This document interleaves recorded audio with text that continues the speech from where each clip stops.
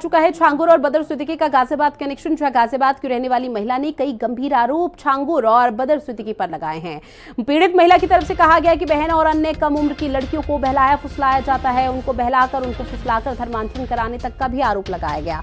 बहला फुसलाकर गायब करने के भी कई गंभीर आरोप लगाए हैं। तो बड़ी खबर लगातार आप तक साझा कर रहे हैं, जहां छांगुर और बदर सिद्दीकी को लेकर कई बड़े खुलासे हुए हैं और ऐसे में लगातार अब सवाल ये उठ रहा है कि आखिर शहर कितने और छांगुर, क्योंकि छांगुर की तरफ से अपने साथ कई नौजवान युवाओं को अपनी चपेट में लाकर उनको लेकर एक नेक्सस यहां पर फैलाया जाता था और उसी नेक्सस के तहत अब बदर सिद्दीकी का नाम भी सामने आ रहा है। चाहे नोएडा का जिक्र किया जाए या गाजियाबाद का जिक्र किया जाए, अलग अलग जगहों से कई ऐसे नौजवान युवा सामने आ रहे हैं जिनका धर्म तो इस्लाम है, मुस्लिम है, लेकिन वो हिंदू धर्म की लड़कियों को बहला फुसलाते थे और लव जिहाद जैसे मामले में उनकी यहां पर संलिप्तता देखने को मिल पाती थी।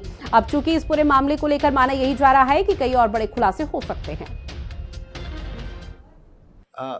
क्या कुछ हुआ था और ये जो जिसका नाम बदर सिद्दीकी नाम प्रकाश में आ रहा है, छांगुर बाबा से जुड़ रहा है, किस तरीके से आपकी बहन को बरगला फुसला के जो धर्मांतरण की उसमें धकेला इसने? सर, मेरी बहन ट्रैवल एंड टूरिज्म का कोर्स कर रही थी, जिस दौरान इससे बातचीत हुई बदर अख्तर सिद्दीकी नाम के आदमी से। इसने उसको बातचीत करना और इसको गाड़ियों में वो करना, उसको मैनिपुलेट करना चालू कर दिया। फिर उसको धीरे धीरे ऐसी लाइफ दिखाने लगा कि जैसे तेरे घर वाले तो तेरे लिए कुछ नहीं करेंगे, जो भी हूँ मैं ही हूँ, मैं तेरी सारी मॉडलिंग करवाऊंगा, जॉब करवाऊंगा। उसको इस तरह से अपनी बातों में वो बहलाने लग गया। फिर उसके बाद एक बार वो घर आई थी मेरी बहन, तो घर में भी अच्छे से उसका बिहेव नहीं था, किसी से ढंग से बात नहीं करती थी, चिड़चिड़ी रहती थी, कुछ भी बोल लो उसको कुछ भी अच्छा लगता ही नहीं था। फिर उसके बाद एक बार वो घर वापस आ गई, चली गई थी, इसमें जो कि बदर अख्तर सिद्दीकी ही लेके गया था।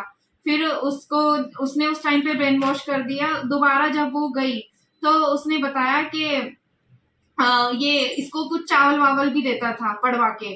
अब को वो पीर बाबा के चावल, वो झांगुर जो भी है ये बाबा, इसके चावल पड़वा के देता था। कभी उसको पानी दे रहा है लाके कि मेरे दोस्त ने दिए हैं, तो इस तरह से वो उसको चीजें भी खिलाने लग गया था। फिर उसके बाद जब ये जो मेरी बहन है, ये 24 अक्टूबर 2019 के बाद इससे हमारी कोई बातचीत नहीं हुई है। अक्टूबर के लास्ट में हमारी बातचीत हुई थी, वो भी मैसेज में, लेकिन उसके बाद फिर हमारी कोई बातचीत इससे नहीं हुई। अच्छा, जब तलाश शुरू करी अपनी बहन की तो और भी कई लड़कियों के नाम सामने आए? जी, और भी लड़कियों के नाम सामने आए थे। इसमें काफी लड़कियां हैं जो हिंदू ही हैं और ज्यादातर कम एज। वही अब इस पूरे मामले को लेकर मेरे सहयोगी लालचंद की एक खास रिपोर्ट भी आप देखिए। धर्मांतरण और राष्ट्र विरोधी गतिविधियों में शामिल छांगुर को लेकर अब तक की कई बड़े खुलासे हो चुके हैं, जहां पीड़िता निकलकर सामने आ रही अपना दुख दर्द बयां कर रही हैं, तो वहीं कई गंभीर आरोप भी लगाया है। इसके साथ पुलिस कस्टडी रिमांड में एटीएस ने जहां पूछताछ की है, तो वहीं कई करोड़ों की फंडिंग और राष्ट्र विरोधी गतिविधियों में शामिल छांगुर को लेकर कई और खुलासे हो चुके हैं। लेकिन इस समय एक बड़ा खुलासा हुआ है कि छांगुर जो नेपाल से सटे 46 ऐसे गांव हैं जिनमें युवाओं को निशाना बनाना जा रहा था, उनको अपने साथ शामिल कर जहां इस्लामिक राष्ट्र बनाने की तैयारी की जा रही, तो वहीं धर्म परिवर्तन को लेकर भी उन्हें जोड़ने की कोशिश की जा रही थी। साथ में एक और बड़ा खुलासा हुआ है कि छांगुर बाबा के कई ऐसे अफसर मददगार हैं जिनको लेकर एटीएस की गोपनीय जांच में बड़ा खुलासा हुआ है। एटीएस सबूत जुटाने में जुटे हुए, सबूत मिलते ही उन अफसरों के खिलाफ भी कड़ी कार्रवाई की जाएगी। ये बताया जा रहा है कि एक एडीएम, 2 सीओ और एक इंस्पेक्टर की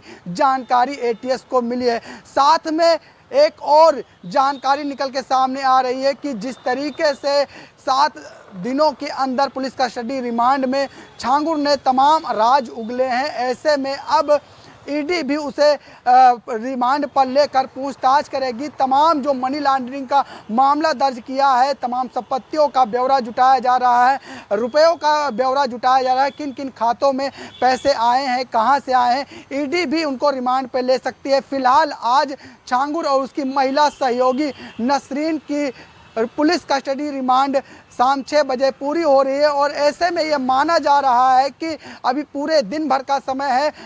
एटीएस जहां उनसे पूछताछ करके कई और बड़े सुराग निकाल सकती है पूछताछ में, तो वहीं आगे भी रिमांड पर लेकर पूछताछ की जाएगी।